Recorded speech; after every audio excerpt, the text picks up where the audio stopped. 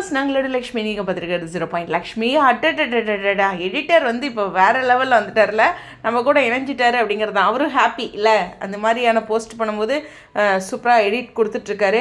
So அவருக்கு பிடிச்ச விஷயங்களும் பண்ணிகிட்ருக்காரு. இதில் வினோத் எடிட் ராண்டி இதுதான் அவரோட இன்ஸ்டாகிராம் ஐடி. நிறைய பேர் கேட்டிருந்தீங்க, ரொம்ப தொந்தரவு பண்ணாதீங்க, கொஞ்சம் அவங்களும் அப்டேட் கொடுப்பாங்க.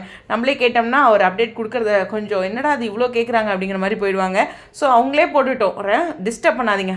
நான் சீரியஸாக சொல்கிறேன், டெக்னிக்கல் டீம்கிட்ட யார்கிட்டையுமே, செலிபிரிட்டிஸ்கிட்ட யார்கிட்டையுமே வந்து இது வரைக்கும் நான் அப்டேட்ஸ் கேட்டதே கிடையாது.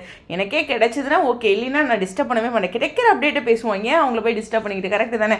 அவங்களோட தொழிலில் ப்ரொஃபஷ்னலாக எத்திக்ஸாக இருக்கணும் அப்படின்னு தான் நினைக்கிறேன். நானும் அதை ஃபாலோ பண்ணிகிட்ருக்கேன். கிடைச்சதுனா தான் பேசுவேன், நானே போய் கேட்கவே மாட்டேன்.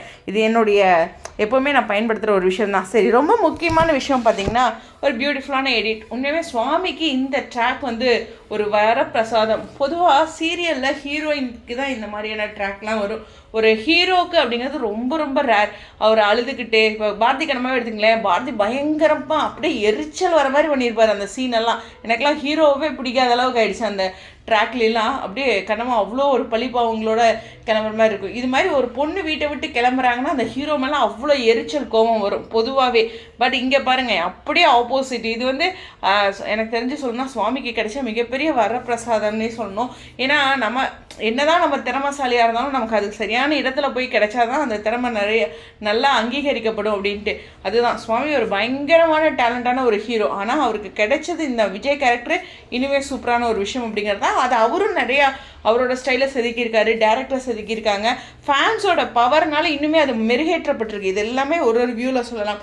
இன்னுமே இந்த ஆக்டிங் பாருங்கள், இந்த டோட்டல் ட்ராக்மே அவரோட முன்னாடி சீரியல்ஸ்லேருந்தே கம்பேர் பண்ணாலும் அந்த அழுகிற மூஞ்சி வந்து எப்படி சொன்னால் அந்த எமோஷ்னலோடவே இருக்கும். ஜஸ்ட் அழுகாமல் அந்த கண் இதெல்லாம் சுருங்கி ஒரு மாதிரி இருக்கும். தாத்தா கிட்ட பேசும்போது எல்லா சீன்ஸுமே, இது நான் ரிவ்யூவில், அதாவது ரிவ்யூனில் சும்மா ஜஸ்ட்டு சொல்லிட்டு இருக்கேன் இல்லையா காலையில், அதில் கூட நான் இவ்வளோ டீட்டெயில்டாக சொன்னதில்லை. பட் ஆனால் அவருடைய அந்த பர்ஃபார்மன்ஸ் வந்து இதுதான் இந்த ட்ராக் வந்து நமக்கு பிடிக்கலைங்கிறத விட அவரோட பர்ஃபார்மன்ஸ்னால பார்க்குறோம் அப்படின்ட்டு. இந்த அளவுக்கு வந்து காவிரிக்கு கூட பர்ஃபார்மன்ஸ் கிடைக்கல இந்த ட்ராக்ல, இனிமேல் விஜய்க்கு கிடைச்ச அளவுக்கு. ஏன்னா அவங்களும் இதெல்லாம், ஏன்னா அவங்க ஒரு பக்கம் வீட்டோட நிர்பந்தத்தின் பேரில் போகிறாங்க அப்படிங்கிறனால இந்த மாதிரி உட்காந்து ரொம்ப அழுகிறது, யோசிக்கிறது, திங்க் பண்ணுறது இருந்துச்சு. ஆனால் விஜய் அளவுக்கு இல்லை. ஆனால் விஜய்க்கு பார்த்தீங்கன்னா அவனோட ஃபீலிங்ஸ் வந்து அதிகமாக காட்டுற மாதிரியான ஒரு ஸ்கோப் கிடைச்சிருக்கு. அது ரொம்ப ரொம்ப கிளியராக பண்ணியிருப்பாங்க. அதே மாதிரியே எடிட்டரும் அதுக்கான தகுந்த சாங்ஸும் பார்த்தீங்கன்னா எங்கெங்க சூஸ் பண்ணுறீங்க இப்படி அப்படின்னு அப்படியே வரிகள் எல்லாம் இந்த சீனுக்கு எழுதுன மாதிரியே கொண்டு வராங்கல்ல. அதுதான் எனக்கு இந்த ப்ரமோலையோ இது மாதிரி சீன்ஸ்லேயோ அந்த மாதிரி பாடல் வரிகளை கொண்டு வரும்போது நான் ஆச்சரியப்படுவேன். ஏன்னா நான் பாடல்களில் எப்போதுமே சொல்கிற விஷயம் தான், நான் அதிகமாக நான் சாங்ஸ் எனக்கு கேட்க டைமே கிடையாது.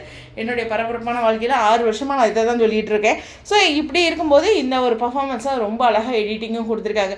அந்த வீட்டை போய் அவர் பார்க்கும்போது அப்படியே ஒரு மனசு நமக்கு உடஞ்சி போயிடும். இது சீரியல் தான், இது பிரிச்சே ஆகணும் அப்படிங்கிற ஒரு பிடிவாதத்தில் இருக்கிறாங்க. ஒன்றுமே பண்ண முடியல.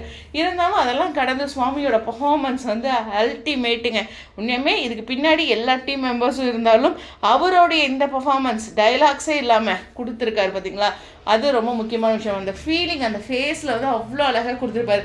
அதே மாதிரி வாழ்க்கையில் ஒரு இது மாதிரி ஒரு சுச்சுவேஷன் வருதுன்னா டவுன் ஆகாமல் அவ்வளோதான் முடிஞ்சு போச்சு அவள் போயிட்டா அப்படிங்கிறது இல்லாமல் ப்ரூவ் பண்ணணும் அப்படிங்கிற ஒரு பாயிண்ட் கொண்டு வராங்க பாருங்கள். அது இந்த சீரியலில் ரொம்ப ஹைலைட்டடான விஷயம். நம்ம சீரியல்லேருந்து ஏதோ ஒரு விஷயத்தை லேர்ன் பண்ணுறோம்ல, அதுதான் நம்மளே ஒருத்தங்க சொல்லிட்டாங்க அப்படிங்கிறதுனால டவுன் ஆகாதீங்க, ப்ரூவ் பண்ண. அது ரொம்ப இயல்பாகவே இருந்து அவர் பண்ணுறது எனக்கு ரொம்ப பிடிச்சிருக்கு. சரி, உங்களுடைய கருத்துக்கா ஸ்டேடியம்.